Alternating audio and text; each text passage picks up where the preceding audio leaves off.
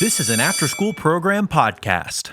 Welcome to the Home Studio Hangout podcast, where we explore what it's like building, running, and working out of a home studio with your hosts, Joshua Matotek, Andrew Simmons, and many guests in different areas of the music industry.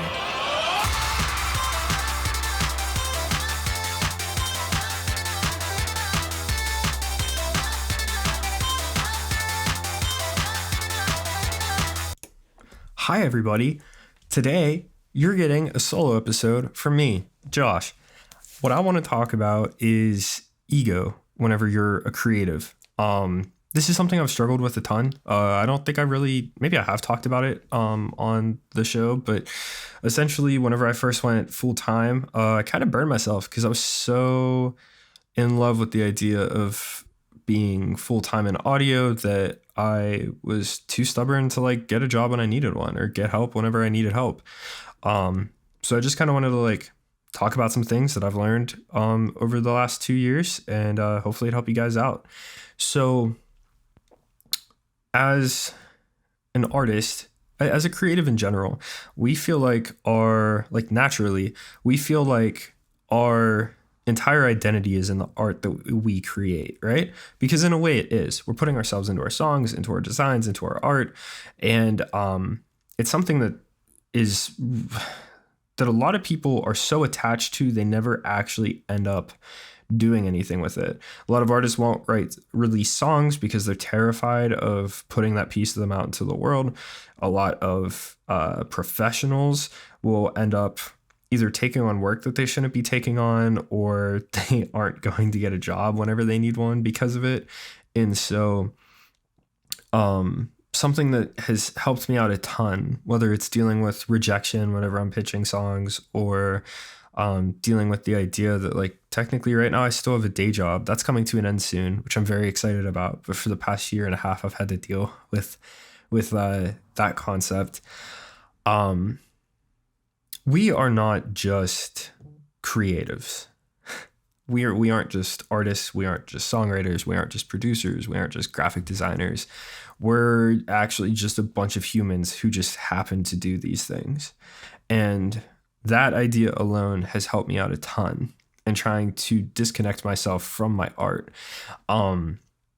Whenever you're a professional and you have to put your heart and soul into other people's music, it's really easy to get attached to it.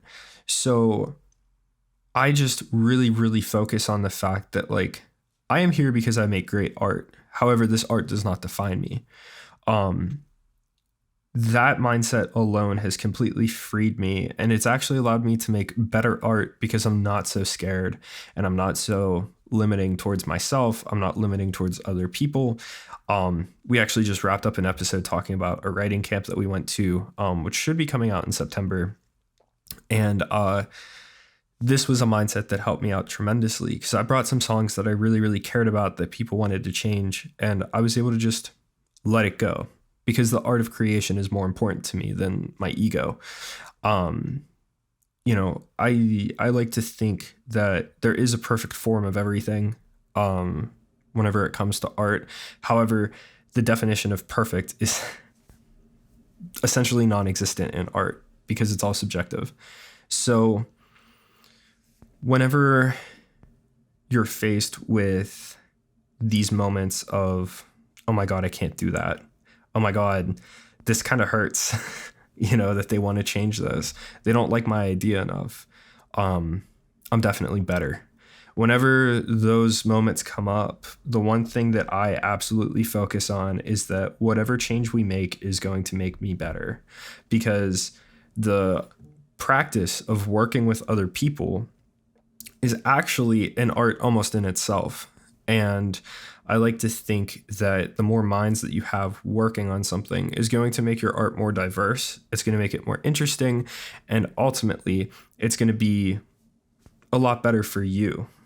And I was talking about my creative process with my friend Rob.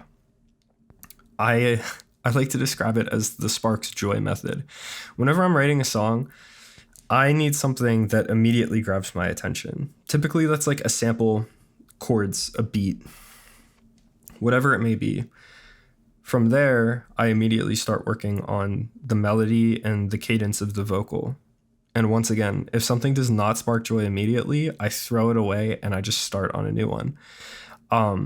That practice has helped me out a ton. And I suggest that everybody who's listening to this tries that out. Even if you're not a writer, just like work on an idea for, say, a half hour.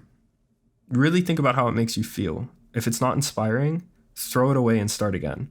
Keep doing that until you find something that does make you feel something, and then finish the idea completely.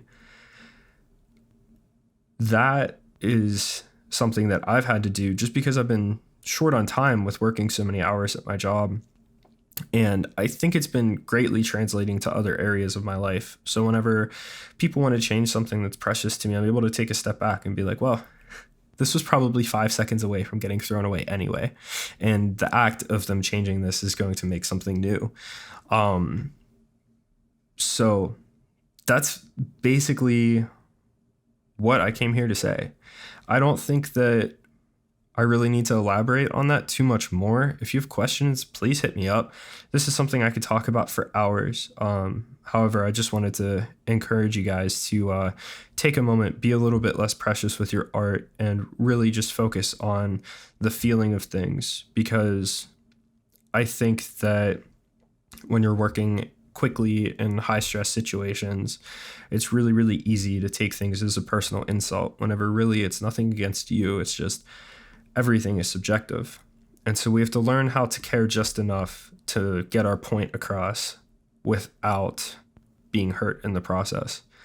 And like I said, that applies to writing songs, that applies to producing songs, that applies to getting help when you need help. You know, if you're able to not be precious about the best song you've written yet, and you know that it's not going to be the best song you ever write, then it's going to be a lot easier whenever you're broke and you have to go get a job.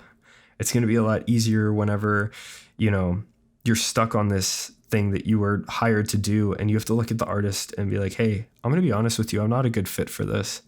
It's going to help you out in a lot of different ways. So that's something that I just encourage everybody to try to do. And the easiest way that I was able to practice it daily was simply with writing songs. So yeah, thanks for listening to this short clip, and I will see you guys in a bit. That's it for this episode of the Home Studio Hangout podcast. Thank you so much for listening.